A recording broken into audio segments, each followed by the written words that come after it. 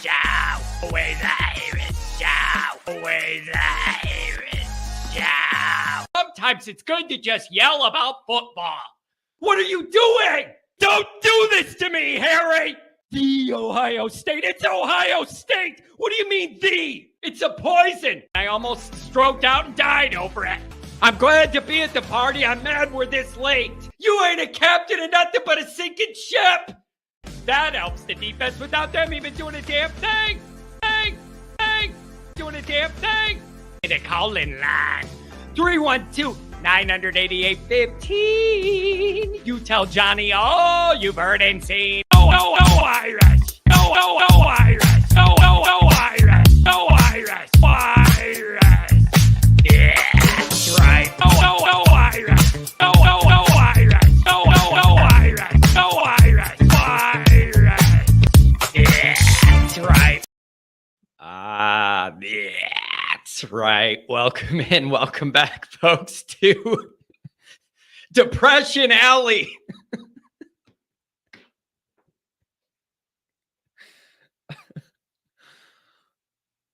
I'm struggling, you guys. This ain't going well. It's just bad. It's ruined everything. I'm not excited about any other football. I'm mad at everything. I'm angry. I'm mad at myself for thinking it could be different. I'm mad at Notre Dame for what they did that made it not be different. I'm trying to manufacture energy to get excited about the remaining games, and I'm having trouble. It wasn't supposed to be this.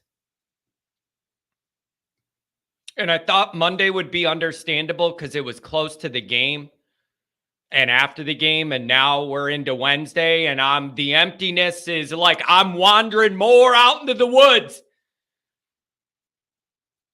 Like I talked about that empty feeling I had. It ain't getting better. I feel like I'm wandering out further into the desert.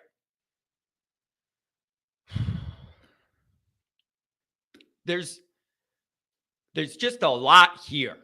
There's just a lot here to process. And I don't know if this is good or bad. Your comments in the chat, they're right where I'm at. And so in a way, it's comforting in a way to see some of your chats because they're exactly where I'm at in my mind and my heart. And I don't know whether that means that I just have a good pulse of like where the fan base is at, or the other possibility is you guys think like me. That's why you watch this show, because we're usually aligned on your Notre Dame thoughts. And so maybe the sample size I get is more tailored to people that think and feel and process things the way I do. I don't know. But it's comforting for me to see you guys saying exactly what I've been thinking and feeling. This ain't a good place to be. And it was not supposed to be this. And now the really difficult discussions have to come about what is the quickest path to fixing this? How do you balance trying to finish out the rest of this year while having an eye to the future? I'm struggling to I'm just telling you, I'm struggling to marry those two. Because what I want, I don't know if it's reasonable to ask for or if it's going to happen, and we're going to go over that. But we're in a bad spot, and it's tainting everything. I'm not excited about any other college football. You guys, my zeal to want to make fun of Kelly for losing another big game and to go after Michigan and all the stuff they're doing, I don't have that juice anymore. My college football season's dead. I can't. It's just bad.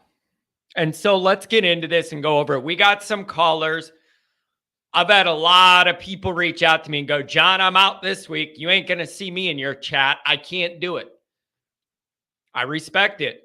I mean, obviously, I want more people here than less. It's good for the numbers. It's good for the business. But I've literally had a bunch of people reach out and go, I can't do it this week. Maybe I'll be back for the next game. I get it. I don't blame you for that. It's bad for my business, but I get it. All right, let's get into this and go over some of it. I'm going to give the callers their time. I really appreciate people that want to call, even when it's a shitty week. Everybody's in a bad mood. The breaks are beating the boys, as Rockney would say. Whatever. Ugh. Miserable times in Notre Dame Nation. Anyways, thank you for being here. You can find a program on YouTube. Do it. Subscribe if you haven't yet. Appreciate it very much. Give the video a thumbs up. That helps John as well. Notifications on it where you're alerted every time a new episode drops. Twitter, search bar, Always Irish, or at Always Irish Jake. Emails, alwaysirishnd@gmail.com. Audio only anywhere you want it. You can get it except for these shows because they're too damn long to dub over. Call-in line. 312-988-15. Tell me all the depressing Notre Dame things you've heard and seen. There's a lot of them. Our offense is Iowa. If that didn't offend you, I don't know what will. Instagram, Facebook, Always Irish Jake, USA Today, Fighting Irish War. Read all about it. I'm trying to use the writing part of what I do as therapy in a way. It's different when you just yell and whatever comes to your head comes out and it's done. Writing provides me an opportunity to sit and think about the messaging I want to push and how I want to do it to make the reader think of things a different way. It's very, very healthy. It's miserable. Oh, it's miserable to sit there and think about, I'm going to write this bullet point on this misery, but it is healthy. It makes you process things different. Go check it out. Patreon.com/alwaysirish. Mike Goolsby and myself. Poor guy said he watched the Clemson game 5 times. He told me last night, breaking down everything that happened in the X's and O's and all the breakdowns. It's Depression Alley, you guys. It just is. There's no sugarcoating. There's no silver lining. There's no, John, it's not as bad as you seem. No, it's bad. It's bad. Okay? It just is. Nobody's even trying to tell me, oh, you're overdoing it or whatever. No, it's really that bad. This couldn't be this. It just couldn't be this. It could be a lot of different things. It could look and feel a lot of different ways. This ain't on the bingo card.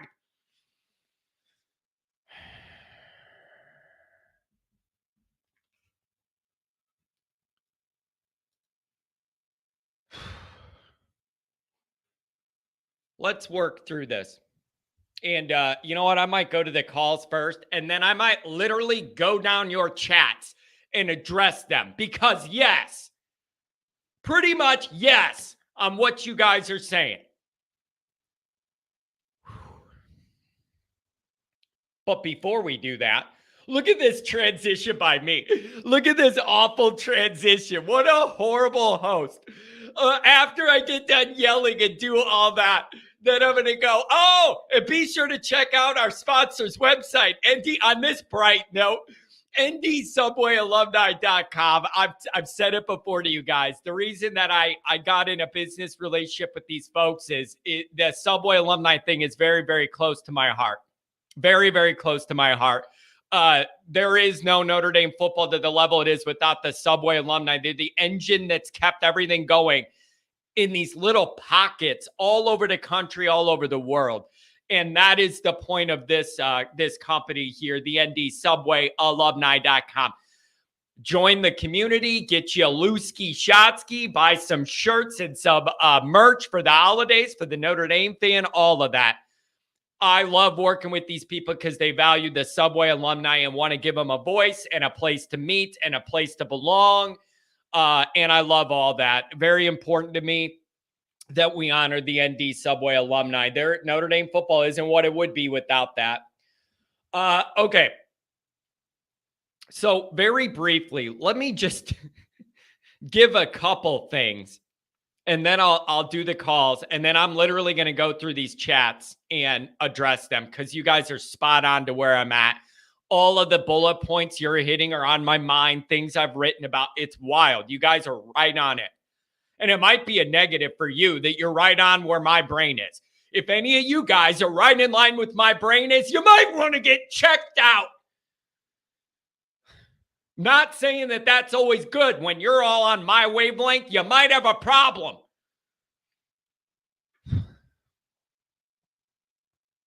Man, this is just rough.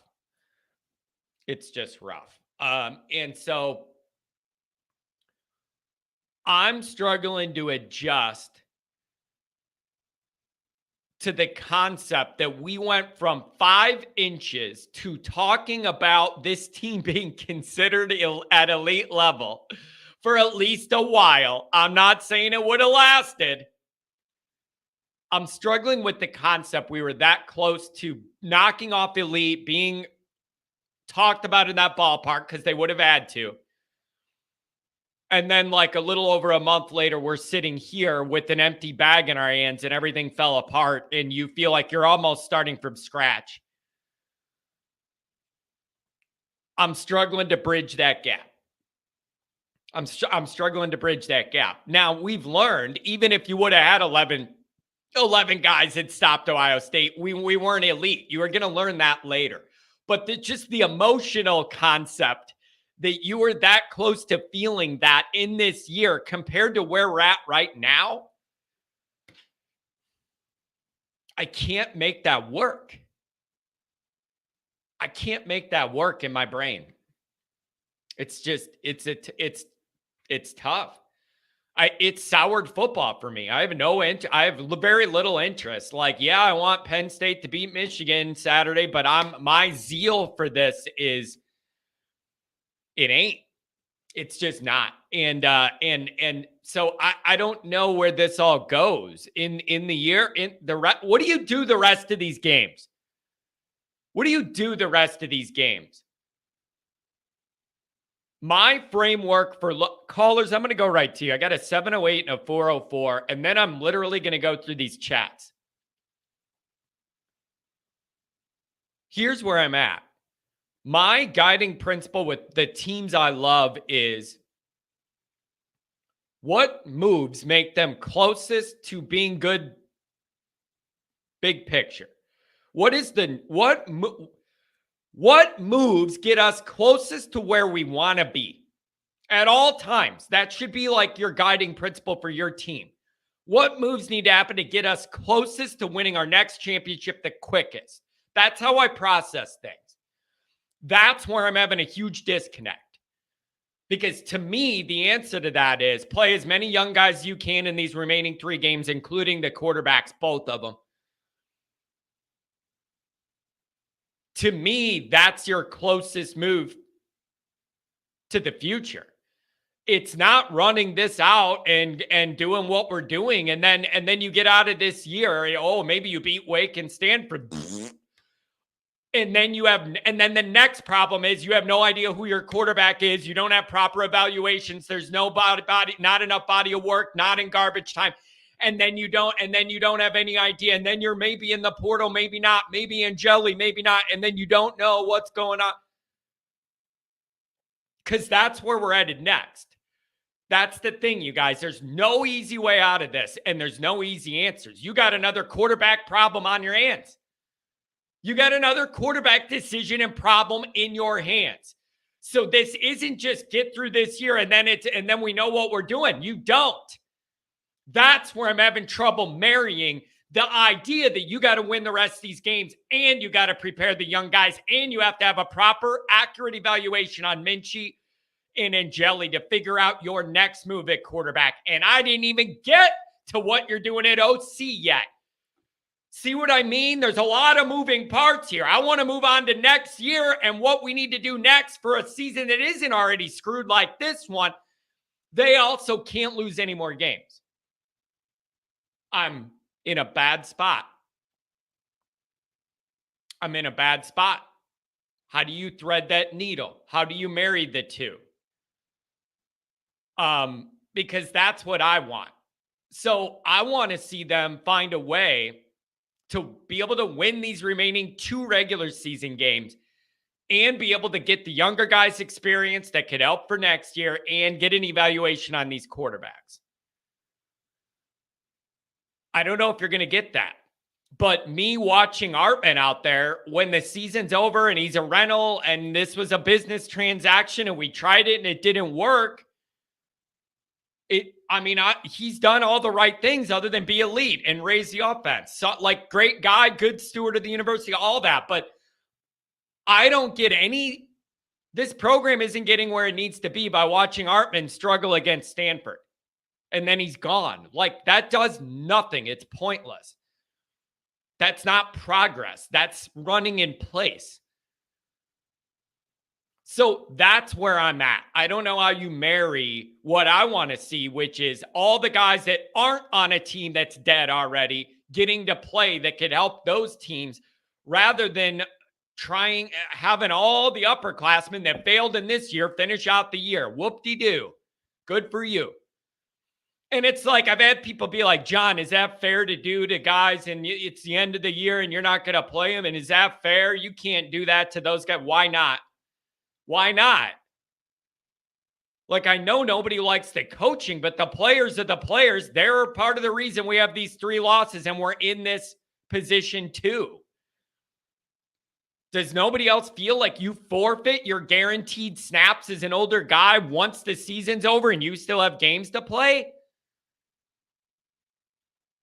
So I'm really, really struggling here to thread this needle. What I think is closest, helps Notre Dame the most right now is getting evaluations on those quarterbacks.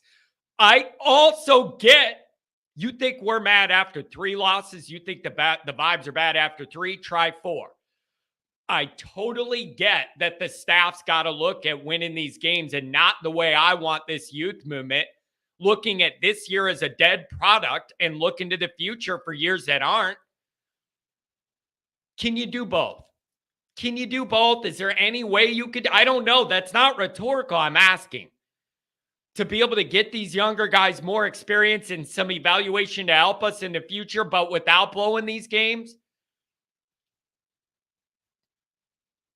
And it's like, no, you can't. Well, 13 for 30, 146 yards, a pick 6, almost another pick 6, and then another interception and no touchdowns from Artman. I would like to think I could get that production line out of Angeli against Stanford and Wake. Like, I'm not acting like you're telling me you can't get 13 for 30, a pick 6, and almost another one, and no touchdowns or better out of Angeli? And at least there's some development or you're learning his strengths and weaknesses? I don't know. And then the other argument I've seen people make is, what's the point of having Angeli out there? If you're going to run whatever Parker's lost in the woods and you're going to run whatever he's doing, he's going to struggle too. I know. When I'm saying there's no easy solutions and there's no easy answers, I freaking mean it. I mean it. There's no easy way out. And it's like, well, what are you going to do? Have Angeli struggle running the crap Parker's trying to put together? I don't know what to tell you. There's no easy way out of this. I'm going to go to the callers, and then I'm literally going to go through these chats because they're too good and too accurate not to. This is one of those days, man. Everybody's in a bad mood. A lot of people checked out for this week. Can't handle it. Whatever, man. All right, let's do this one. Everybody's seen the article and the rumors that Parker's not going to be in full control of the offense and Gino's going to be more. There's rumbling. There was that one article that came out yesterday on some blog or something saying that there's rumors that there's going to be more involvement and he's not going to be for the rest of the year. All right. Here's my response to that. Number one is, if that's true, great. It doesn't help this year. You're already in the casket. You're in the ground. They're cranking your grandma's casket down to the ground. So if you're doing that now, big deal. You're already screwed. It doesn't really matter. Also, I don't know if that's even true or not. Like, that came out. I haven't seen who said it. Is there a leak? Who's the leak in the program that's putting that out? Like, I don't know whether there's legs to that or not. And nobody that I talked to said that they could verify that. However, even if it is true, big deal. You already screwed. This whole year is a waste of everybody's time. So that's screwed. The only positive of this is if that's a sign that Parker's on the way out. That would be a comfort. That would be a comfort, because I've been saying I don't know if Freeman feels the way we do, where he knows this isn't good enough. We got to move on, but I'm stuck right now. We just got to get through this year, and then I could go do something else. So I don't know if he knows that or not. So I don't know what to make of this. I heard it. I cannot verify it. None of my people can verify it. I don't know where it would come from. But if it is true, then that's probably an indication that Freeman does know this ain't working. He needs to go a different way. That at least would give me comfort that he sees it. Somebody asked, what if they keep him? Freeman's going to be a good DC then. You see me laughing? Freeman's going to be a good DC again very soon, if that's what happens. If Freeman gets up there, we're doubling down on this, right? Like, we're doubling down year 2, blah, blah, blah, blah. Then Freeman he's going to be a good defensive coordinator, an hell of a recruiter somewhere. You can't do it. You can't have your ed guy learning on the job and your OC trying to learn on the job. You can't do it, man. It's too much instability. You just can't do it. You just can't do it. So we're in a shitty spot. There's just no easy way out. Tough decisions have to be made. Business decisions have to be made. Feelings might have to be hurt. Listen, I feel bad for Parker. I'm going to 708 and then 404. I genuinely feel bad for Parker. He didn't even ask for this nightmare. The nightmare came to him because Notre Dame messed up Ludwig so bad. That's the thing. That's the undercurrent of frustration I have, is this isn't even what Freeman wanted. And it's like, it ultimately falls on his desk. Freeman wanted the guy with the experience, that's seen it all, that he could trust, the old head. There's a reason Freeman wanted that, and the admin screwed it up. So it's just a bad spot to be in. And Parker, you can't say no. You can't say no when they knock on your door and go, do you want this promotion? You don't say no. Technical technician says, stop talking about Ludwig. Ludwig isn't important. Whoever the name is that Freeman identified that would give him the support he felt comfortable with and experience he felt comfortable with, that should have been the hire. It isn't about Ludwig. You could put any name in there. The point is, you didn't give your young coach what he needed and wanted and felt comfortable with to grow this. So I'm just saying, even if Parker applied for the job, even if he did, he wasn't the first choice. And the first choice got screwed by the administration making mistakes. I hate going down this path because it turns into John making excuses for Freeman. Here we go. Oh, you just won't put anything on Freeman. You won't put anything on Freeman. He's got to get a lot better. But I'm not going to have this discussion and not point out that the guy he wanted and had everything done, the administration screwed it up. That's the undercurrent of all these discussions. We at least need to acknowledge how it all started.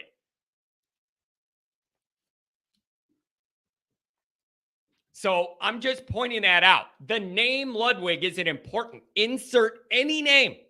If it's the guy your young head coach wanted and felt comfortable with and had built a relationship with and had the deal done, you messed that up. You messed that up. Notre Dame is a fencing school. You're damn right. On guard. National champions, baby. Stab myself in the head with one of them swords.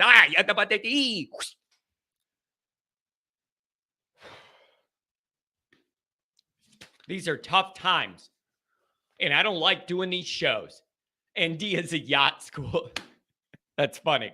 It's funny. It's funny because I get what you're saying. And it's also funny because it's in the middle of Indiana. And it's like, there ain't no Florida, dock here. It's just funny because I get what you mean. So yeah, this is just rough all around. Let's give the callers a chance. I'm sick of complaining about it. 708, good morning. What's going on? Hello? John? Yeah, what's up? Good morning. Yeah, hey, John, I'm a first-time caller. Never done this before, so I'm a little nervous, but you're so fun. You got such a great show. I got sucked into your gig a few weeks ago, and I felt compelled to call you. Oh, thank you, man. That means a lot to me, especially on a week where the vibes are kind of low and Notre Dame fans are kind of struggling to process things. Means a lot to me. Thanks for joining. Where are you at on all this, man? It's just a rough week, and on a bye, there's not even another game to be able to knock the taste of losing out of your mouth. We're in kind of floating in no man's land here. Where are you at with everything? Well, listen, I don't want to get into the minutia of all the X's and O's, and your callers and you guys have been beating this up for the last 2 or 3 weeks, but there's a couple of topics I'd like to bring up.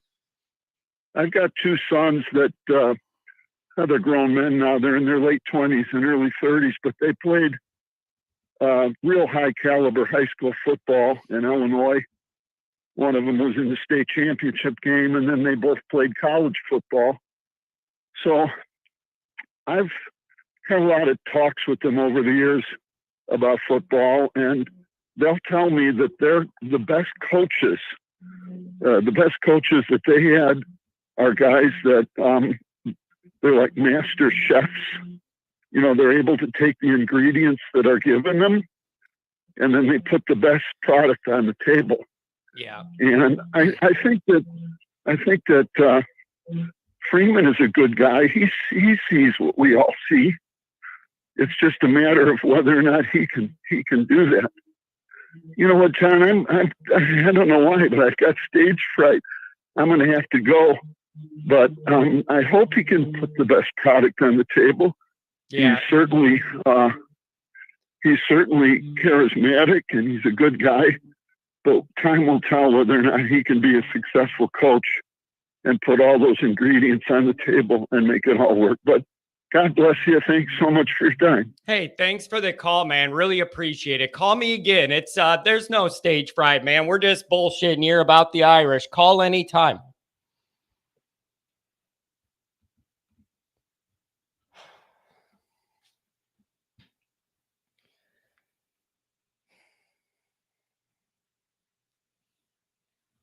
What is happening?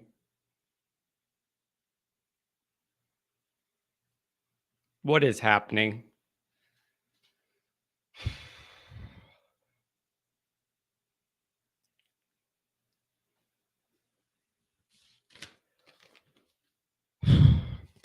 You know what? Appropriate time for that call. That just threw me off. Man, I appreciate that you called. I hope you call again. It's no big deal, man. We're just yelling about football here. It ain't that serious. Trust me. It's not that serious. 404, good morning. John, man, I racking my brain on all kinds of thoughts. I went to the game on Saturday at Death Valley. Great atmosphere. Perfect day. Fans are fantastic, Clemson fans, but the game freaking sucked. Yeah. I did get a much different perspective watching live than watching on TV, which was nice. I hated to hear my son keep getting texts from all of his UGA buddies that were going to that game about why in the hell are you at the Notre Dame game today? Yeah. Which sucked. But I've got several things that have been on my mind, and I guess the biggest is I'm starting to lose confidence in Freeman. I mean, as much as I hate to say it, but I think it was maybe Andrew that called on Monday that, I mean, until we get the fact that we can't play on the road line out, none of the play call. We had enough opportunities with the play calling to win that game. Now, how come Hartman can't throw the ball over someone whenever he's wide open to Jabron Payne for a touchdown? Why can't he throw the ball out front to Chris Tyree and Days make a block instead of going to someone else that's already blocked and Tyree can run the ball? How come we can't look up into the sun and catch a ball? That damn sun's been there as long as I've been alive. Yep. I mean, it's just, how I get it. Estimate didn't get the touches the last in the second half. He got 3 touches. Why wasn't Freeman saying, "Hey, get the ball to Estimate"? Yep. I mean, I'm losing a lot of faith with him. You got the 10 men on the field at Ohio State after a 10 men on the field at Tennessee State that didn't get corrected. You got the Duke game where without a fake field goal and then the 90-plus yard drive that we had to convert, a 4th and 15 plus. We got the Louisville game where we had and also in the Duke game of, well, maybe estimation. I really want him to take the knee at the 1. Then we've got the Louisville game, all these on the road, that the musical chairs on the offensive line. Then this game where they just didn't show up to play. I mean, that was my thought. They were not focused. I shouldn't say didn't show up to play. They were not focused, and Hartman was not focused. Okay, but my question is, though, how does that happen when salvaging anything that anybody values of the whole season was on the line in that moment to preserve your New Year's 6 eligibility? Like the last hope of this being anything that any of us count as like a progress this year, you had to have that game. How is it physically and emotionally possible you walked into Death Valley not ready for that with those stakes on the line? How? Against a lot of their second teamers. Like, I just don't get it, that's man. Why I don't get it. To Coach Freeman. Why has Hartman regressed? I watched ever since the ND was in the ACC from the COVID year.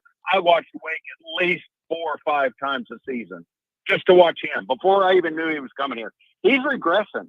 Why is it? Is it because the interior of the offensive line can't keep people off his feet, and that's why he's throwing off his back foot?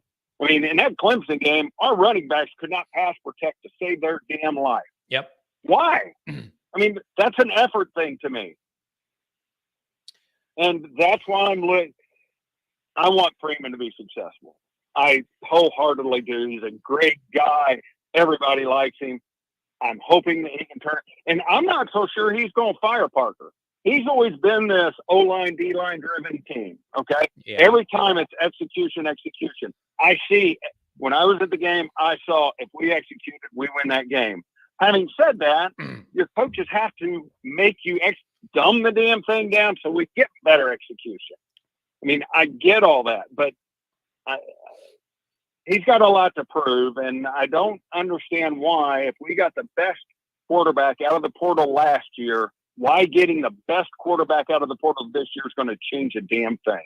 Yeah, man. It's only going to hurt us because the following year, then we're going to be back to the same damn thing. Yeah. Now, there's no way out. There's no easy way out of this cycle. That's a part of my issue. A part of my problem isn't just what's happening this year. I'm already looking at what we have coming. There's no easy way out of all this. There's no easy way out. It looks like our schedule may lighten up next year. And with the portal, who knows? I would have never thought Louisville would have been a top 25 team, or Duke. Yeah. Now, they had good coaches, and their coaches were coming up. Yeah, I get it, but that's still not indicative of what a typical Duke or Louisville team would be. But the portal helped them out. So who's to say that Virginia's not going to get a bunch of damn people next year, or whoever, you know what I mean? And then until we can play on the road, I'm fearful that we're going to beat by Stanford. I'm not concerned about Wake. I did something with Goolsby last night, and he goes, And we're talking about this, and he's like, yeah, and then you have this, and then he goes, and then Stanford's bad, terrible. And I said, Mike, so were they last year. And he goes, he froze, and he just shook his head. It's like, dude, there's no easy way out of any of this, man. And that is the problem. In regards to Freeman, here's what I feel. Tell me if I'm on the pulse of this.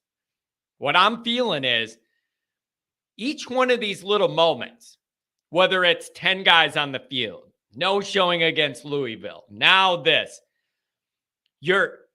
I'm just feeling more pressure and that margin of leeway with the fans tightening up, and the margin of like benefit of the doubt and like willingness to grow through mistake. It's starting to shrink.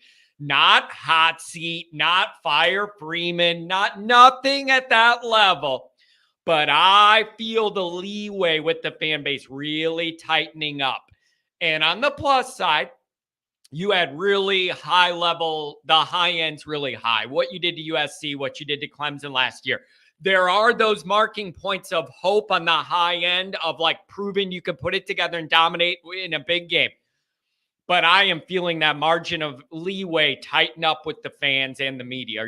Is that where you're at? I feel it. That benefit of the doubt thing. He's a good guy. I love his personality. It's all tightening up. And I don't like it, but it needs to be. It's just the way this goes. Yep. I'm starting to question. And, it's when the team's down, they'll rally around him. We've seen that. It's whenever everything's going well, it's almost like he's having a difficult time managing success, if you want to say that. Yeah. But the other point I do want to make, too, is with Hartman, okay, you got a 5-year player, 6-year guy. Why in the hell can't he change the line at the scrimmage?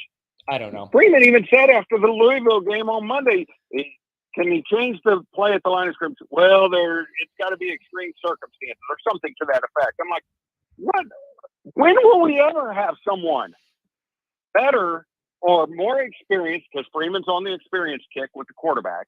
When are we going to have someone better that can at least say, hey, I need to check into a run here. I need to check into a quick pass here. Yeah. Yeah. And you can't, man, you're going to have. I don't mean to be a bummer. No, today, John. dude. No. Listen. You guys are right on it, man. You're right in line with everything I'm feeling, and all of these things are difficult, and there's no easy way out, and there's no answers. It was already going to be an issue. You were going to have to deal with the quarterback thing again. But what complicates that is if you also now have to deal with an OC thing again, right? Like if he comes back, we're all totally screwed, and I'm going to run into traffic. If he doesn't come back, then you have an issue of, do you really want to get another? You can't really go get another quarterback when you don't even know who the OC is, because you would want their input in that, and you need to do that. And I don't know what the evaluations on are Angeli and Minchie of as far as what they're thinking they could be next year. I don't know who's available in the portal. And like you said, portal me to another dimension, because that doesn't seem to solve our problems either. Beam me up, Scotty. So then you're like, the portal isn't some savior either. And then, home grow your own guy. So then what are you going to do? Put an 18-year-old car out there, watch him get ran over learning? There's no easy way out of this. No. Well, to be quite frank, and I know people are going to get pissed with me saying this, I see Carr next year as the scout team quarterback. I mean, I don't know of any true freshman quarterback that started on a team and made meaningful plays other than maybe Trevor Lawrence and Caleb Williams. I mean, Bryce Young sat on 8 red shirted his first year. I think the guy's great. That's not what I'm getting at. And I think he can be a fantastic quarterback at Notre Dame. I think you throw him into the fire next year. If he's not ready, then you got another confidence issue you're dealing with. That's just my personal opinion. Yeah, man, it's just there's no. Listen, it's like some of this is Freeman's been dealt some rough hands beyond his control. Some of it is he just needs to be better. And another part of it is I think it's rare that you see a guy doing all the growing pain stuff at the worst part in the public light the way it is doing it in Notre Dame. And so we're seeing every single little move, every single little decision. It is front and center, and the guy's learning at Notre Dame. We need to get one more question. Dude, we need to get, though, he needs to get like that process. My patience for it's starting to kind of run a little low. And it's like, I understand your struggles, and I want to be understanding of that. We need to move this along, though, because the patience is just starting to kind of erode a little bit, and we really need to get this cranked into gear here. That's what I'm feeling. Do you think at the beginning when Parker was hired, and they have all the fluff press conferences, and he talks about how he wants input from all the coaches and everybody, they're going to have input on red zone. Are there too many voices in that room? I'm not sure whether there's too many or not enough, to be totally frank with you. Well, honestly, I'm not sure. Dude, I'm not sure whether there's not enough or there's too many. I don't know. But I just can't. Whatever you're doing, don't do it. Whatever your process is that's informing all this, get a different process, man. And I get that Freeman's a defensive guy. I get that, but he can go to Parker and say, why did you run this play here? Why didn't you run here's the biggest issue I have with Parker. Now, don't get me wrong, his play calling can be improved.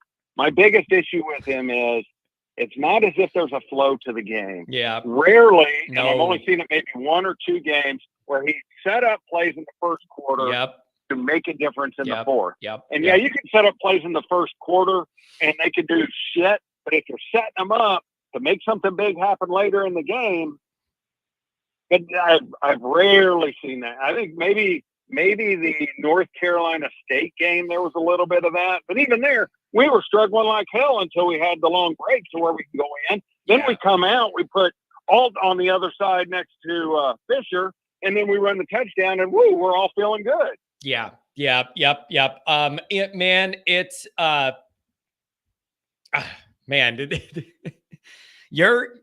There is no, even when sometimes things don't work in an offensive series or a drive or a play, but you could sit there as a fan and go, that didn't work because somebody missed a block or whatever, or a guy made a great defensive play.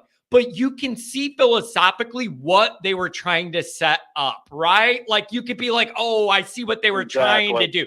And then that leads to something else. And then when the other team's used to you doing that, then you switch it up and do the other thing. Like things have to connect. They have to weave together. It's not a string of random plays put together. One thing leads to another is how it should go. Like you know what I mean? Where you're setting things up to come back to later. You're setting things up to present a look to the defense and then do something else. Like we have none of that flow. We have none of that rhythm. We have none of that. We have none. There's no vision. There's no answers. There's no adjustments. When we get stopped on what we're originally trying to do, there is no pivot. There is no pivot. There's no plan B. There's nothing else to go to. The other thing they don't have is they don't have a go-to bread and butter set of plays. Like every team has their base nuts and bolts of like, this is the shit we know we can block up and run and get some, like, this is it. We know we can run that. We don't have any of that. And you could argue the only part we did have, was throwing it to Evans across the middle on third down. You don't have that either. You don't have that either now. You don't got that either. Into the season. And we're 10 games into the season. I'm sorry, John. Anyway, let me let you go. I know you got other callers. Man, thank you, though. Hey, thank you for the call. Listen, the time, at least letting me vent. Listen, man. Keep calling. It's good for all of us to talk this out. Like, I love the way it's just healthy. And all these thoughts I'm there with you guys. I'm with you on all of this. So I know this isn't the most fun thing to call in and talk about, but I really appreciate it. Thank you, man. Have a great day. Thank you very much. I'm going to go 240 next. Tom, thanks for the donation, the $5 holler. I'm still thrown off by that 708 caller. God bless you, man. I really appreciate you giving me a call, and I hope you're comfortable enough to do it again. That threw me off today. Things are going not well. Like, I don't know what you things are going not well. Things are going not well. And I'm just not sure there's an end in sight to it. Oh, I got something. 240, I'm coming right to you, I promise. You know what? I'll do this. I'll go to 240 and then I'll rant on the other thing after that. How about that? I'm going to write it down. Because it's the next thing I'm going to be mad about. Unbelievable. Angela, good to see you here. Thank you for you guys telling John stories. The problem is the Texan D, what did you miss with the 708, man? I think he has like a little anxiety and kind of caught up to him when he called in. And I don't know. It's just I just feel bad about it. You guys are telling stories, old Johnny stories and all that. But the problem is somebody said, oh, give us some of the old, give me some old John stories instead. The problem is any of the old stories are going to be me and Pat and our friend Tyler just doing something stupid. Every story is just going to make us look more immature. Like, I'm sorry, but like every single thing me and Pat did in college, it's like, I don't even think it's appropriate to put on YouTube. Give me a break. 240, where do you want to go? Thank you for the donation, my friend. I appreciate it. Hey, you're more than welcome, John. It's good to talk to you. Yeah, hey, but I'm sorry it's under these circumstances, but tough times. Always good to talk to you. Yeah, thank you for the call. Your voice sounds a little more upbeat than mine is, and most people today. It's a good start. We're struggling, man. We're really struggling. There's just no easy way out of some of the issues we have right now, and you're there's like a dead man walking feeling to the rest of this year, and then questions that run into next year. Where are you at with all this? Notre Dame's in a tricky spot. They're in a tricky spot, and as bad as it is, John, what makes me sick is as bad as it is. Like now, to think about it, we were one play away of beating the number one team in the country several weeks ago. So shows that we have the talent and whatnot to compete with them. We just don't put it all together on a weekly basis. And I'll tell you, one of my question marks is one of the fixes is road games. We didn't travel well this year, John. We played well over in Ireland, but that was Navy. But that doesn't really count. We went to NC State. Luckily that rainstorm came because we didn't have it figured out there in the beginning. We responded after that. Duke, we didn't travel well. Louisville, obviously, and now Clemson. I don't know what it is. I think I got a that mentality. Is that like mentality, team leadership mentality? Like because you know what else makes me. What causes that? What do you think causes that? And you know what else? The offensive line is the biggest part that has been terrible on the road. They have been noticeably way worse on the road in terms of productivity, in terms of motion penalty. All of it's been rough for them on the road. Do you believe that is this mentality not being properly prepared for that moment? Because you're right. There is a stark difference with the quality and play home road. What causes it? And how do you stop it? That's a good question. I don't know. Like I say, I don't know. I know you can't simulate crowd noise, but I don't think these places were overly loud. Maybe Duke was hostile that night, and it was Louisville's Super Bowl, like you said. But the false start penalties, I guess I don't know how well you could prepare for that noise and the cadences, whatever they use to avert that. But I don't know. My solution was they need to hire you in the off season, and you need to speak to this team on road games before they go out on that field and get them all fired up. Because something's lacking there. I don't know. Hey, I have long said my dream job would be, if it isn't doing this, just talking Notre Dame all the time, it would just be to be hired as Notre Dame football hype man. That's it. Like, I don't want to coach. I'm not qualified to coach. I'm not a scout. I'm not any of that. Hire me as the hype man, and my sole job will be to make sure each of these players in the team are right where they need to be on the dial meter for each game. And some guys you got to build up, other guys you got to break down and build up, other guys you got to piss off, other guys you got to be nice to.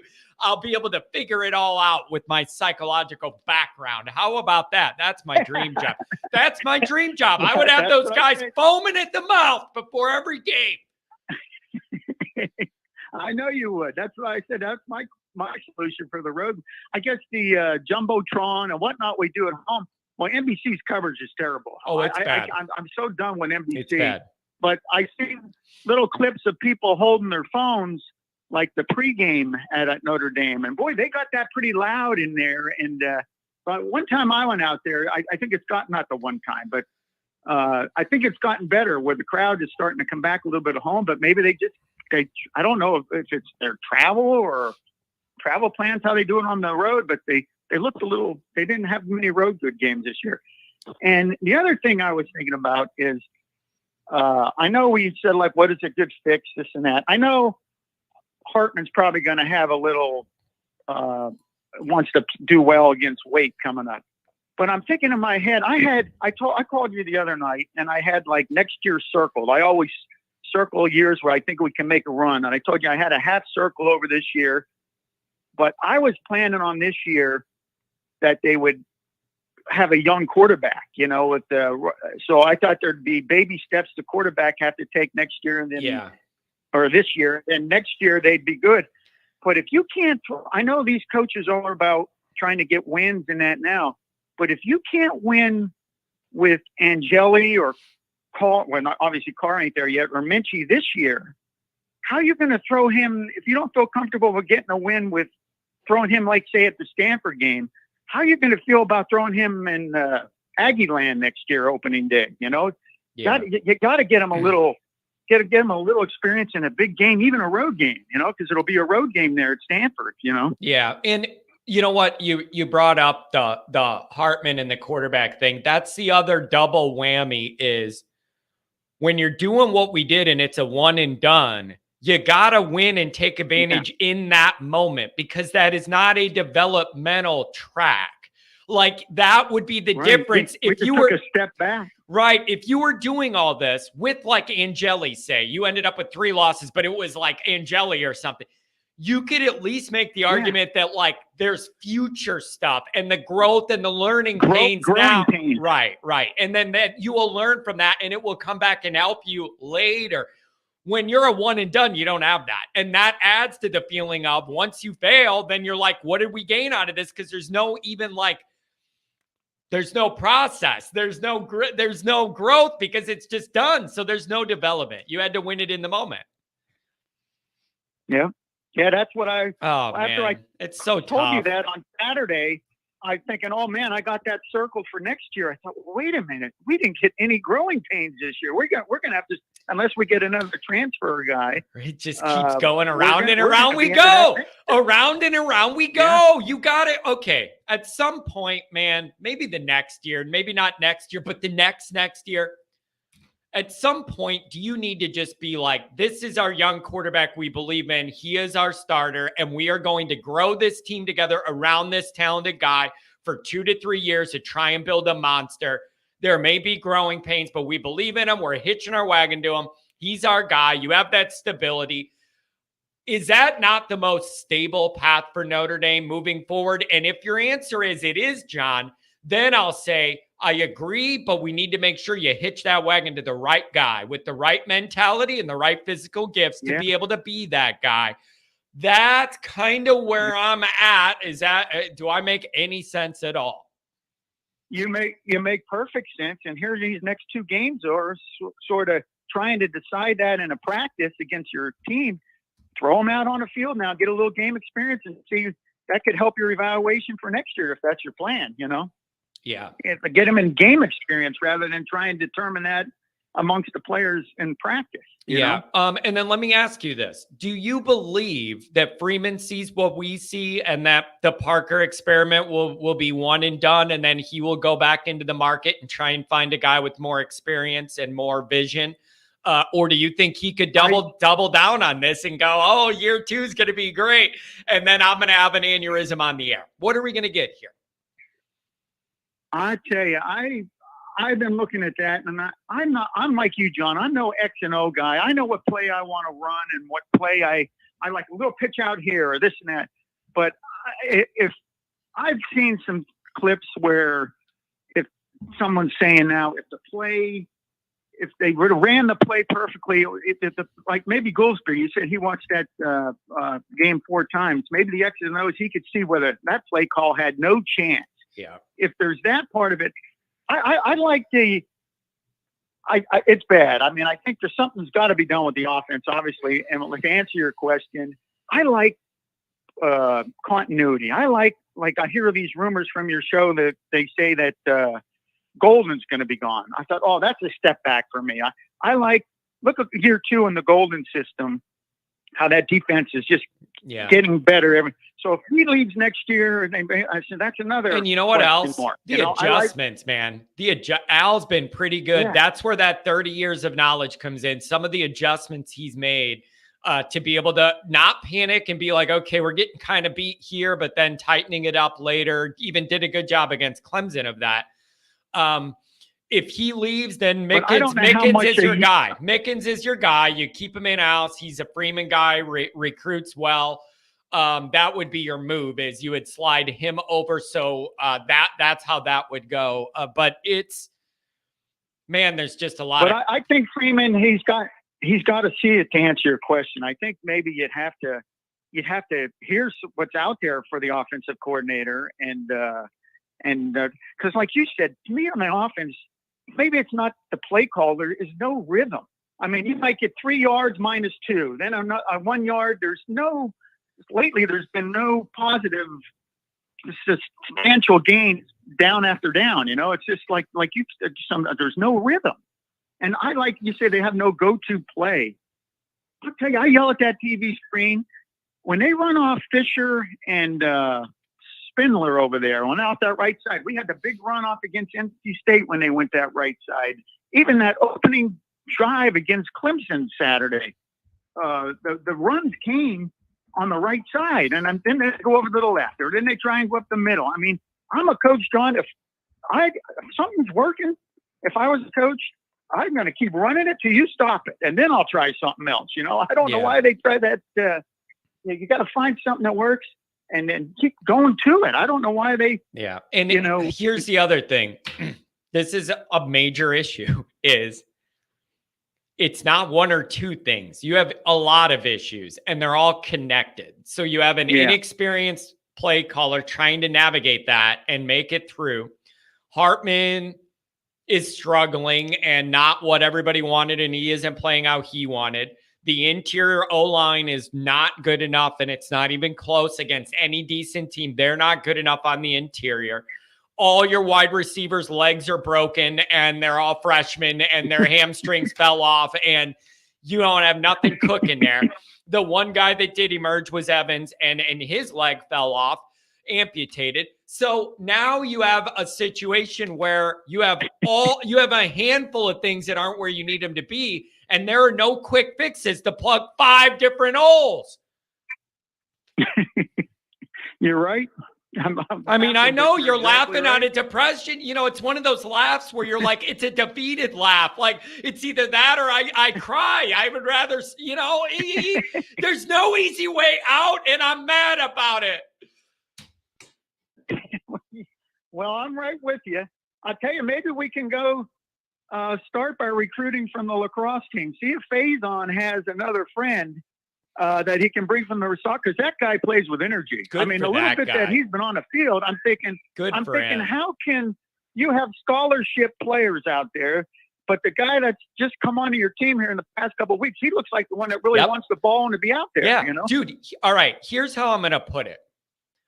When Faison is out there running around, he seems to be at a different intensity and want to level than the other guys that are catching balls and doing. He's like extra cranked up and jittery and jukey and not wanting to go down. He has like his regular gear seems to be a gear that the other guys don't ever have. He just goes so hard and refuses to go down, and he's juking her. He just plays. His baseline level is at a different level of intensity than those other wide receivers. It looks like they're sleepwalking in slow motion compared to him running around. And that's another thing that's good for him, but bad for us overall. That's where when you say whether they need to fix that on the road, that's how everybody needs to take a little of his energy. And if everybody would perform like that, it would make a big difference, I think. But man, the fact that you're at a point where a guy that young that's on scholarship in another sport is the one making plays for you, that shows you exactly how far away Notre Dame is in that area from being where you need to be. That's not even real life. Great story. Glad for the kid. Notre Dame has a famous history with walk-ons. We all know that. I'm just saying it is an overall indicator that you're miles and miles away. And I'm happy for him personally, but big picture, it's a big red flag. Fly it. You know? Yeah. Well, like I said, I was more, it's a weird feeling I have now. It's the feeling I can't believe, like, for 35 years now, I've had to go to work. I did it in October and say, wait till next year. And we did it in October. I can't believe it's been that long. If you'd have told me back in 88 that Notre Dame would not win a title in the next 35 years, I'd have told you you're crazy, Yeah. Because way Holtz had that team and the way they were looking, and now it's just now next year should help, John. I guess that'll be the good thing about the young quarterback with the more playoff teams. It's not like you got to get into the top 4 next year. True. So you have room for a hiccup next year. So if that happens in A&M, grooming a younger quarterback, at least we have some. Yeah, that's a good point. Notre Dame never has much room for error. Yeah, but we have. Maybe we could. Dude, my dad says the same thing. He'll go, dude, if you would have told me in 88 and 89, like in that time, that we would be sitting here and not won anything since, that he goes, John, I wouldn't have believed you. I can't, he goes, it's just, it never occurred to me that was going to be it, and it's like, I get it, Dad, but at least you had it when it was it. I've never experienced it. Too young. Well, my daughter's, I was 4, man. I don't remember any of that. I was 4 years old, dude. I don't remember. I have no emotional or mental concept of what it's like to feel like when we're the good ones. I have no idea what that feels like. Well, that's why I told you I was 22 at that time, and I was perfect then. I mean, I was right in the prime of your energy life to be able to live it up, baby. Oh, I'm jealous of that. I'm jealous. It was perfect for me. But now I'd like to witness one with my son. My son's 19.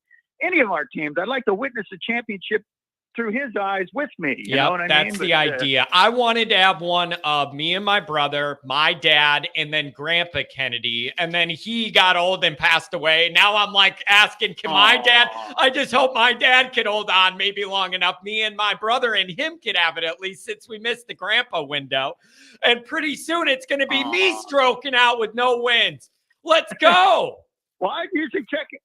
You got me here. I'm the one that checks on your blood pressure, but I'll keep you around till it happens anyhow. Man, I'm telling you, thank you. Thanks for the call today, though, man. You're kind of upbeat. I appreciate it. I kind of needed that little upbeat, not upbeat, but like just you just don't sound as depressed as I do, and it's making me feel better. Thank you.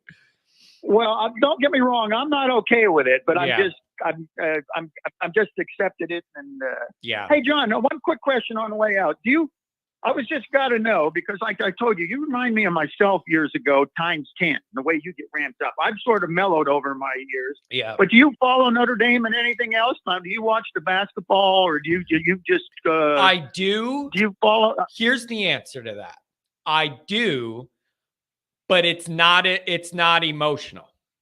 Does that make sense? Yeah. Like, I'm going to watch the basketball team. That's how I am. Yeah, like this I is my love the passion, baseball football, run. but The baseball run was really fun because that's so unique, and Oh, yeah. and I love baseball, so that was fun. But I don't get emotional. So when like Mike Bray lost a dumb game, I'm not screaming on the internet. I don't have that energy for basketball. So I follow it, I root for him, but it is not an emotional thing that moves my blood pressure at all. That is 100% football. That's the way I'll put it to you. Okay. Yeah. Well, I defend. Like I said, I'm not one of them Subway alums. I never went there, but I defend them like my little sister. And I'll watch. My boy had me watching a lacrosse run. I follow basketball, but my passion's football. I mean, I really. Yeah. I get mad over losses in other sports, but I get sick over losses in football. Yeah. And anyhow, I just wanted to know that because I was wondering. I'll call you again, but I just wondered how that would be in the off season if you were still a diehard. And you know what else too? Same thing applies to the NFL. Like I'm in the Chicago area, so I watch every Bears game, but they don't move my emotional needle. I have no emotional connectivity to the Bears at all. And it's a good thing because if I did, I'd be dead by 20 years by now. All the Saturday, Sunday misery combo platters I would have had, I would have been dead. I'd have been a mummy by now. So I'm grateful I don't have that emotional tie to the Bears. Well, hey, John, my break's about up. I'm calling you from work here today. I got in there, but hey, I enjoy your show. I love your input. And hey, let's see what. Hey, do you think real quick you would go? Would you like to see one of the young guys next two games, or I did it all, but would you? I would. I think there's a way you could probably win those games and get more of an evaluation of those guys. Like I realize it's a very tough balance because those guys can't afford to lose any more games. I would like to find a way where you could do both and win the game and get those guys experience, not in mop-up time, but actual playing football, running the offense to get an evaluation to inform you of this portal or no decision. And I realize that's hard though, because they can't lose any more games, but I need to see the future too. So they're in a rough spot, Tom. Rough spot. Okay. Hey, John, enjoy your show. Have a great rest of your day. Thank you very much. What a nice freaking guy, man. You got people calling you on their break at work. Like they were going to take their break to talk to me about football. It means the world to me.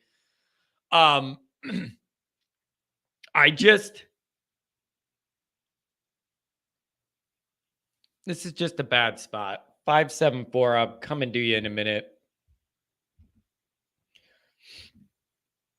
Andrew with the $5 holler, a thing we shouldn't overlook for the final games. Freeman might have escalators in his contract. 10 wins could mean more money, so don't expect a youth movement. Andrew, I get it, but it's like, dude, what's your salary? $6 million a year? How many escalators do you need, bro? Like, I'm sorry. I realize that's how this business is, but I'm like, dude, if you're making $5 or $6 million a year, are you really thinking about that? Like, I just can't, dude, I'm not in the mood for this. I realize it's just the reality of where we are. Ain't nobody here for that. Oh, I wrote down something else I said I was going to come back to and yell about. You know what I'm not in the mood for at all? I am not in the mood for this bowl game that nobody cares about, that's going to be at 11 a.m. on a Tuesday in December when everybody's at work and no one cares. I ain't in the mood for this to be against Kelly and LSU. I'm not. I can't. This ain't it. I'm all about the Freeman, Irish, LSU, Brian Kelly matchup. Not like this. Not like this. Like there's no juice. It would be a total waste for these teams to meet now when they each have 3 losses or whatever in the Camping World Bowl. Who cares? Like I need that I need that in a real bowl. I need that in a playoff game. I need that in a New Year's Six. I have no interest in the back and forth fan garbage that would lead up to this game. The LSU people hate me. I hate them. I hate Kelly. He hates me. Like, it's a bad vibe already. I have no interest in there's no shit to talk. Both teams are not great. So I would have no leg to stand on to run my mouth, no confidence in Notre Dame to win the game. There's no. So I have no interest in that matchup in a year where both teams have 3 or 4 losses. That does nothing for me at all. It doesn't excite me. There's nothing to prove. Like, no. So I'm all for this game, but when it's a fight to see who's elite, not a fight to see who's less bad. And the other thing is, they have an elite offense and then one of the worst defenses I've ever seen in my life. They would probably kick the shit out of us. If their quarterback played, that's going to be a problem. And then I realize they have one of the worst defenses in America. I have zero confidence in Notre Dame's offense. Their defense with the SEC athletes alone, even as bad as they are, would probably shut our offense down. I'm just telling you, like, I love Notre Dame and I don't like Kelly. We're that bad. Or at least that not good. And the other thing is, it's like, well, John, what if Daniels doesn't play? All that does is complicate things even more. Because then even if you did beat him, you're going to have to deal with, well, we didn't have our best player, so big deal, you beat him. And the other thing is, if Nussmeier's the quarterback and then he beats you, then you just get piled up on because now even the backup beat you. There is no good solution, and I'm not interested in this game this year. Camping World Bowl, I just can't do it. I just can't. I can't do it. So whatever, man. It's really, really frustrating. 574, welcome to the show. What's going on? How's it going, man? Bad. Yeah, absolutely just Everybody's terrible, man. Everybody's miserable. Everybody's upset. There are no easy answers. We have a bye week and you're just sitting in misery, kind of thinking about your life. Where are you at? Okay, this is how I feel about it, okay? Like, I like Freeman as a coach, but I don't like his decisions. And I understand that he's still learning on the job, but the whole 10 men and all that, like, that's just ridiculous. Like, I mean, I'm not even experienced, and I know, I know to have 11 guys in the field, like, and decisions like that, I like Freeman and all, and I hope he does succeed. And I know it's going to take some time, but, I think I'm just going to give him another year to see what happens, but I don't know. I'm just starting to lose faith in him. I love the guy, but he's going to have to make some decisions in the offseason. You know what? Let me ask you this. What are a couple of decisions he could make that would make you gain a little confidence? Would it be like getting rid of Parker and getting a new OC, or what do you want to see him do with the quarterbacks? Like what in the kind of short to medium term would you like to see him do that could maybe give you a little boost in confidence at least? I would probably say try to get a new OC. And it's kind of tough when you have 2 guys in the job that's inexperienced. Like, that's just too much, like you were saying. Yeah. You have Gerard Parker that's not experienced, and then you have Marcus Freeman that isn't experienced. And I think this is too much. So I think him getting a new OC would be, the way to go. And honestly, I think Gerard Parker could still be on the staff, they could move him to tight end coach again, because he's a pretty good, tight end coach, I think. Yeah, man, it's just, these are rough times in Notre Dame land. What do you want to see happen in the rest of these games? Do you want to see some younger guys play, see those quarterbacks, or do you think it's too risky? They can't afford to do that because you can't lose another game and Artman's your starter and you're running with that. Like, it's a mess. It's not ideal. What do you think they're going to do?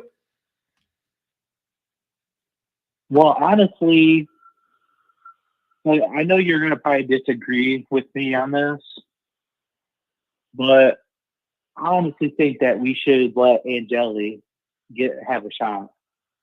Yeah. Because, I mean, that Pitt game, I feel like he got only got better, like compared to the 2022 season or the blue and gold game when I watched him. I mean, that dude got a lot better.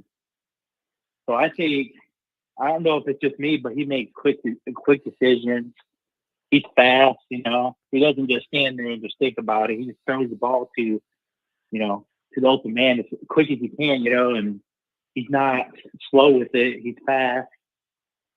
That's what I like, you know, and I just feel like he got way better. Like, I don't know if it's just me, but I feel like he got way better compared to when I saw him in the blue and gold game a couple years back. So Yeah. I think Angeli should get a shot personally. Yeah, and I don't know how you feel you about it. gotta get a further evaluation on him, because that informs your decision of whether you go back into the portal or not, or if you trust that Angeli could be the starter. Like,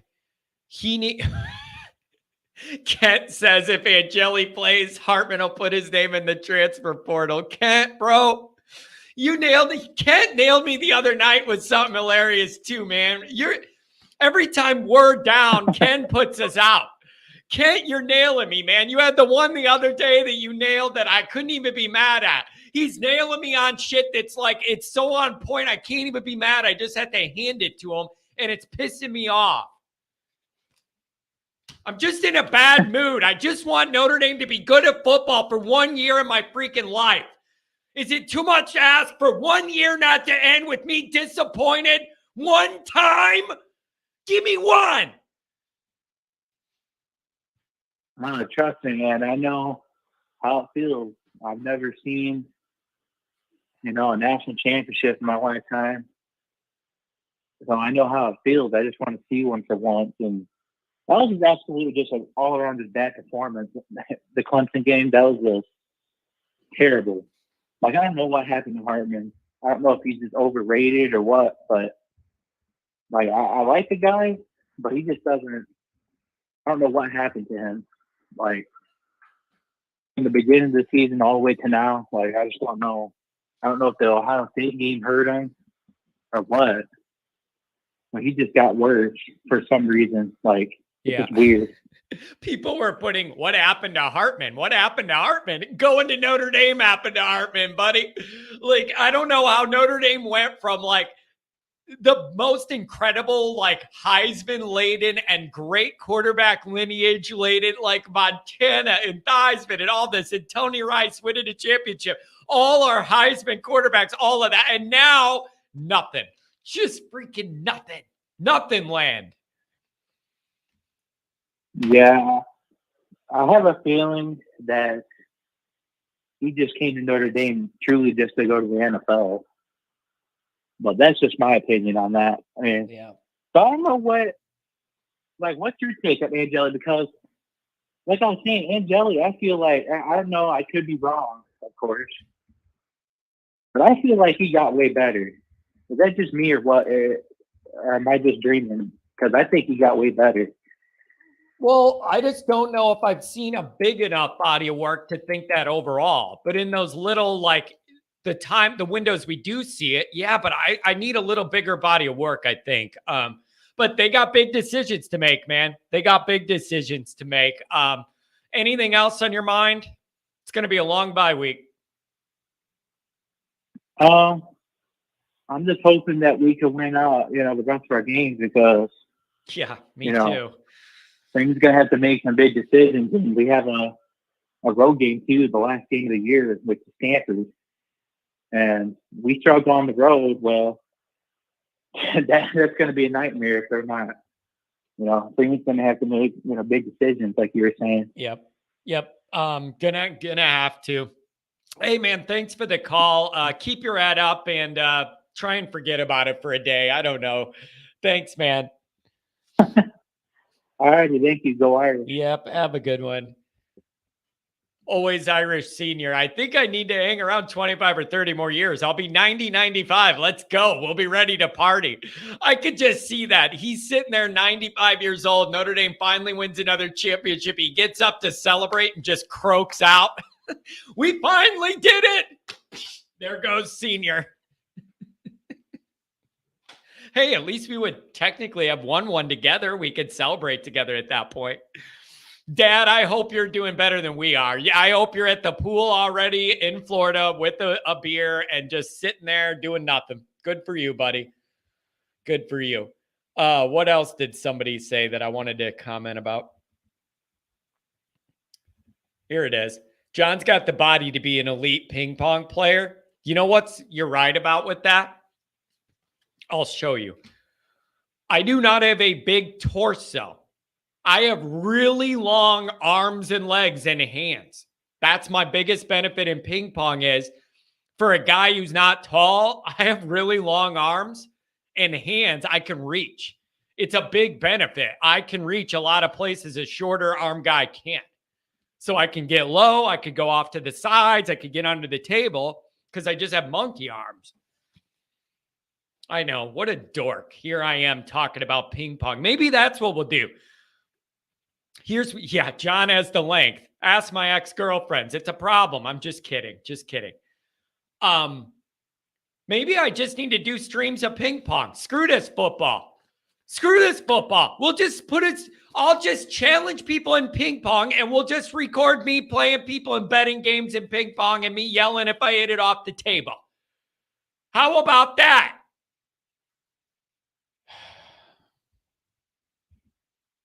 Nick Dean always loves to be heard and seen, even though it's a tough scene. What's going on, Nick? Man, I said this in the chat earlier. Maybe I was too hard on Tommy Rees last year. Maybe if Tommy Rees was at Notre Dame, we might be 10-1 or 10-1. You know, I don't know. It just, oh man, what a terrible season. Sitting on the couch calling 85% of the plays to my wife. And I was right. They're predictable, man. They're so predictable. Every time you're just like, I know what this is going to be, and I know it's going to make me mad. And then it happens. It's really rough, Nick. Well, any defensive coordinator, if Estime's in the game, guess what? It's going to be a run. It's going to be a run to Estime. They never fake to him. Yeah. You said they ran two out of 36. Said they ran two play action passes. 2 out of 36. When you're the only thing you could do is run. The most natural thing you could do to combat that is play action to freeze that defense for half a second. 2 out of 36 times. Did either of them go to Estime? I don't even know. I don't know. I don't think so. Yeah, good question. I don't think so. Oh my gosh, Nick, it's really rough. And I don't. Here's the other thing I want to bring up about the Rees part of this. It doesn't just have to be a comparison between Rees and Parker. It's just, it could be anybody better than Parker, right? Like, it doesn't have to be like this isn't even real world, Nick. It's not even a real world. I've seen some of the reports that they're setting up to fire Parker. Why do you have to set up to fire somebody? Yeah. If I don't do my job, guess what? My boss is not setting up to fire me. I don't think that's the Notre Dame way. I don't think that's the Notre Dame. You know, USC just got rid of their defensive coordinator in the middle of the year. I don't think that's the Notre Dame way. And I believe the relationship Freeman has with Parker, he doesn't want to embarrass. Like, that's a Notre Dame-y thing. 386 coming to you next. That's a Notre Dame-y thing, and it wouldn't surprise me at all. What you need to happen is 1 minute after the Stanford game, it needs to be announced that he's gone. Either going back to tight ends, going bye-bye. That needs to be 1 minute after the Stanford game. We just know this is done. That's the most likely thing to me. If we get a few days out of that and I don't hear that, Freeman's going to be a good DC again because he might be screwing his entire tenure up by doubling down on this. You can't do it. Yeah, exactly. That's the one move he can't make. Yeah, you can't. And you know, being Parker's buddy, you can say, hey, dude, this ain't working. This ain't working. I'll give you this season. I'll let you stay here this season, but Gino's calling the plays. You're done. And that, I mean, if you're really buddies with the guy, he's got to understand that. 3 touches, you know? Andrew brought this up too, a few other people. 3 touches for Estime in the whole second half, man. It's just, I can't Yeah. make that make sense other than it seems like Parker maybe panicked and then started to get pass happy, but we can't do that either. So that gets you nowhere. It seemed like he got a little panicky and there was really no reason to. You got the big turnover early and it was a 1-score game. You could have run what you were doing. You weren't in panic catch up mode. Nope, you weren't. You just, a caller said it earlier. A good head coach is somebody that is like a chef, can bring all the ingredients together. Freeman hasn't done that yet. He hasn't brought all the ingredients together yet. Do I think he's going to? I think he's got 2 more years at best to do that.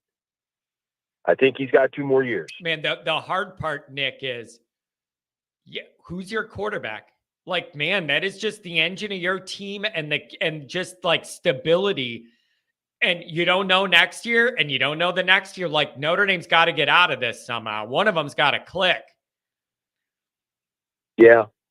Yeah, I think you got to give Angeli and Minchie some time in the next 2 games and evaluate the heck out of them. And if they're not it, I guess you got to go to the portal. I guess you got to. Yeah, it's just, these are rough times, man. I just kind of, that margin of flexibility the fan base had with Freeman and the goodwill and the honeymoon phase and the I just feel it kind of tightening up, Nick. I just feel it kind of tightening up. And that's the way this thing goes when it doesn't go well. Yeah. But I feel the pressure cranking up. Not hot seat, not that, but just kind of the general amount of leeway the guy had is getting less and less here. Yeah, I just hope this new AD is going to support him a little better than Swarbrick ever did. Yeah. Yeah. That's a whole nother issue. You're absolutely right. It's a whole nother issue. Yep. But all right, Johnny, thank you very much for having this show. And, I put it on the chat several times. You're like a mental therapist for a lot of us fans. Man, that's Keep scary. up the good work, bro. Yeah, that's scary. I appreciate you, Nick. And then thank you for all your support. Nick comes to the events. He's on Patreon. He's always here donating, buying gear. Really appreciate him, and his wife are lovely. 386, you're in the mix. What's going on a Depression Wednesday? John, I'd ask you how you're doing, but I already know the answer. Man, it's just, there's no easy way out. Like, it would be one thing if a bunch of bad stuff happened, but I had a clear exit strategy to get out of it. I think that's where I'm at now is we're in the middle of the shit and there's no easy way out of it. That's where I'm at. It's a rough place. Well, there's no easy way out of it. We're sitting in the middle of a bye week. We've got another 10 days before we can get this taste out of our mouth. It's just crappy all around. But first off, just want to say I resonate with something that you mentioned earlier. Connor, my brother, and my dad, we all live down here in Florida. We watch every single game together. I just want to see one good year. And I'm 31 next month. Yep. I just want to see one good year where we can win a New Year's Six or get to a playoff and win a playoff game with my boys, with my dad and my brother. Is that just so hard to ask for? Yes. Right? Yes. Yes, it is. And so you have the same dynamic I have. Me and my brother and my dad, same exact thing. Here's how I'll put it. If you're 31, then you're 8 years younger than me, but the circumstances don't change. I just have 8 more years on me. Here's how I look at it. There has not been 1 year in my cognizant Notre Dame life. I was alive for 88, but at 4 years old, I was not able to process it. Even 93, I was 9 or 10 years old, not able to process what that moment was intellectually. There has not been 1 year where Notre Dame's season has ended in anything I'm proud of in my whole cognizant life. Not 1 year. Even when we've won bowl games, I was mad and embarrassed we were in them because it means they were lower ones, which means you had a bad year. And then if they were bigger bowl games, we would lose them or get blown out. So there literally has not been one Notre Dame football year that has ended with pride in my entire existence. Literally. And we go to work, we go to school, we just get bashed, right, for being ND fans. And it will never change anything about us. We are literally diehard until we die. I was born in South Bend, so it's with us, right? But let's just transition. Let's get off of the emotional roller coaster of being a fan. Can Freeman, as a defensive-minded head coach, We know that Parker cannot come back. Can he navigate this QB recruitment and also development scenario that we are in to literally save himself? You've been mentioning it throughout the last couple weeks. Like, this QB scenario is going to make or break Hartman or Freeman. It literally is. It's a big deal. And I'm just so deal. so intrigued to see how he's going to be able to do it. He can recruit the other areas, but QB is the number one area where we have just never been elite, and that's what these elite teams have. Yeah, you gotta find your guy, and I don't know if that's going to be Carr with the upside. I don't know, but it's like, and then I hear people, oh, Deuce is a freak. Dude, that's like 3 or 4 years away from being on the field actually at Notre Dame. Like, I can't. We always kick down the road. Maybe next year. We'll give a quarterback next year. The recruiting will get this guy, and then it'll be different next year. It's always kicking the can down the road, and Notre Dame never takes advantage of a moment in front of them. It's always maybe later, and I'm getting sick of that, man. I am too. And, I go back. One of my favorite QBs was Everett Golson. What did we do? We played him as a young guy. Get these guys in there and play them early. That way they're not on this stage fright, like, oh my God, I'm going in the game. Get these guys in early, develop them, let them play. That's why, Hartman being a disappointment this year, we had such high expectations. I think that portal ruined that, man. I think the portal ruined that because now you could do the no sit out transfer thing. And then these coaches are going, I don't have to struggle with some freshman that doesn't know what he's doing. I can just do that as a patchwork. Right. I think that changed the calculus for a lot of these coaches. But it works a lot better when you have an elite team all over and you just drop in that one quarterback and you go and you're ready that year. That's a lot different than kind of where we're at. I don't know the answer. You're going to have to hitch your wagon to a guy and have some stability and growth, I think, at some point. 100%. But who's the guy? 100%. Who's the guy, and how many more years is it going to be? How many more?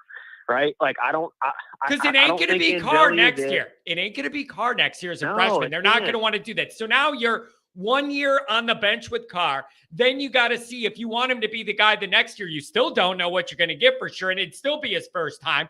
All the people in love with Deuce, I'm in love with his physical traits too, but that's even another year out from that. We'll all be dead by that time.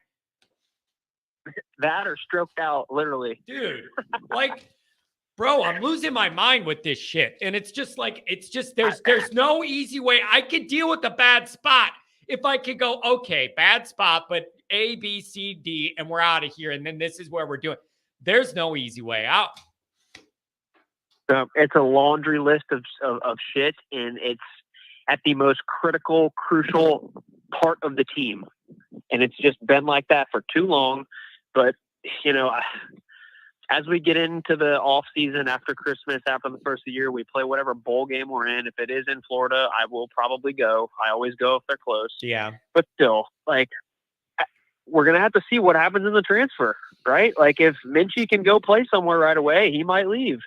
And who knows about Angeli? So you've got Carr coming in. I agree with you. You can't throw him to the wolves. But at the same time, when are we going to give one of those young guys a chance so that way we can build around him in a 1, 2, 3 year span? That's what I'm excited to see. Yeah.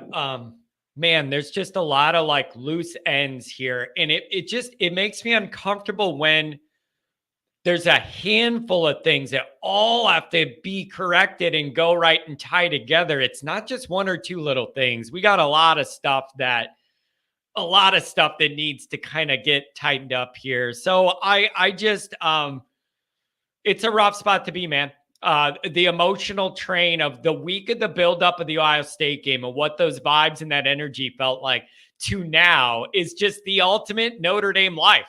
Isn't it? Like all the hope in the world, only to have it all come crashing down on your crotch. Like, it. Literally. That's it, dude. And John, this has been a weird season, right? With the incredibly positive upside of the first 4 games. We get in Ohio State. It happened, whatever. not having a bye week until after USC. So it's literally been the most Notre Dame season of our lives. Yep. Ups and downs. We lose by 6 inches to Ohio State. We're almost elite. Like, we're almost there. Then we go to Duke and have to pull out this 4th and 16 miraculous drive, which, dude, if we didn't do that, we're sitting at 6-4 and literally everything is different. Everything. Right? This is not ideal, man. It's just so not ideal. It's not ideal. And I just don't like this. I hate it. And dude, we have our fans riled up. We have older gentlemen calling in here. They can't even stay on the air. Like, I am feeling that. Yeah. You know, like I am feeling that. I feel the passion. I feel the emotion. It's just a weird Notre Dame year. Get us to next Saturday to where we can hopefully go out and pummel Wake, right, and get this taste out of our mouth, because we're in a bad spot. Oh, man, senior day, dude, that senior day at Notre Dame is going to be a sleepy one, isn't it, man? You have nothing on the line. It's senior day, and this is just not what you wanted, man. Like, you wait all year and all summer for these games, and then to have like another month and a half kind of the season with the bowl game, even more than that, and to have no energy with it. It just feels like you're getting ripped off, kind of. Getting ripped off, kind of just everybody's just ready for the season. I tweeted it out to you. Can we be at game 1 at A&M next year already? Yeah. Like, I'm just ready for that at this point, yep. right? We got to go 8 months of this off season, talk about the QB, talk about the it's going to be a long time until we're fully excitable about our team again, which is the most devastating part, because we had everything in front of us. New Year's 6 was still on the table, and we just, we go down to Clemson and we let that happen. It's just, and that's where this leads me into another thing. I don't know if you got more callers, but I'm down to chat for a minute. But the patience for me with Freeman isn't necessarily running out, but it's like, dude, let's get it together in these next 8 months. We better get some shit going, because the patience with the fan base is kind of creeping up on you. You can't imagine what the pressure is on him, right? So it's like, get it going, dude. That's where that's exactly where I'm at. Is just feeling not official hot seat crap, but just feeling like that leeway margin we're all willing to give is shrinking rapidly. And I think it's fair, but it's shrinking rapidly. Yeah. Well, and think about this too. Like, I'm 31 next year. Next month, we had Kelly for 12 years, right? So I was just craving that new coach. Yeah. Like, I said it in his about 8th or 9th year. I was like, give me something new. Give me something different. I need a different taste. And now we've got that with Freeman. I'm still excited. I'm still positive on the outlook of the program. Everything's good, right? But that leash has just slowly but surely been getting a little bit shorter in my mind, and obviously everybody else's. So it's just a very interesting dynamic. It really is. Yeah. Man, just tough times. And you can't shake it, man. If this stuff's in you and you love Notre Dame, it follows you around, man. You could be like, don't think about it. Get your head together in the real world. It's just football. It doesn't work. You can't turn this off. If it's in you, it's just with you and you carry it around all the time. There's no turning it off. You could try and hide it. You could try and deflect it. You could try and block it. You could be distracted, have your mind on other. It just follows you around. It's inside all of us, man. And it's the way it is.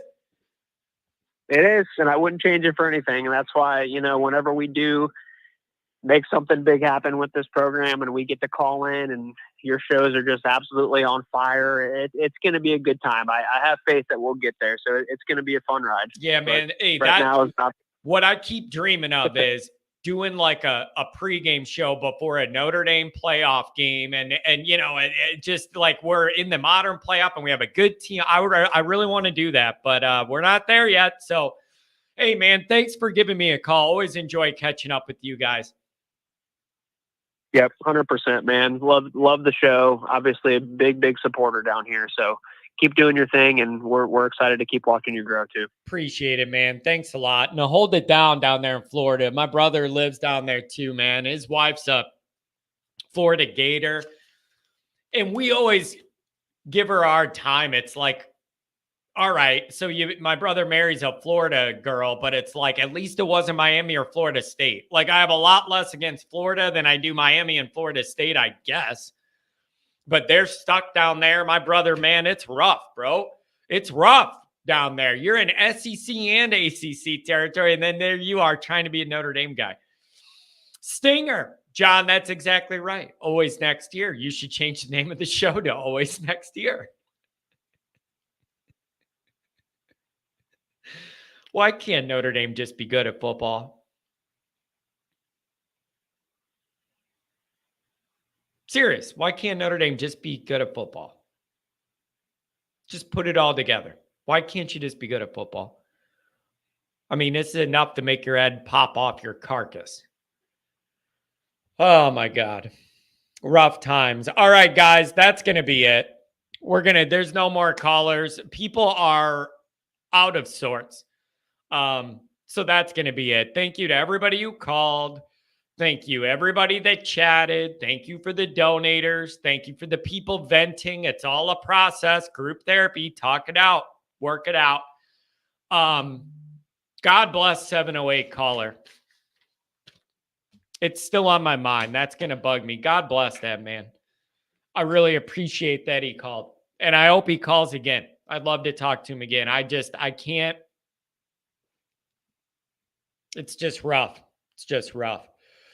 Do I have a day with Goolsby? I do, but when? Want to record tonight? Yeah, let me text you, Pat. We'll figure something out.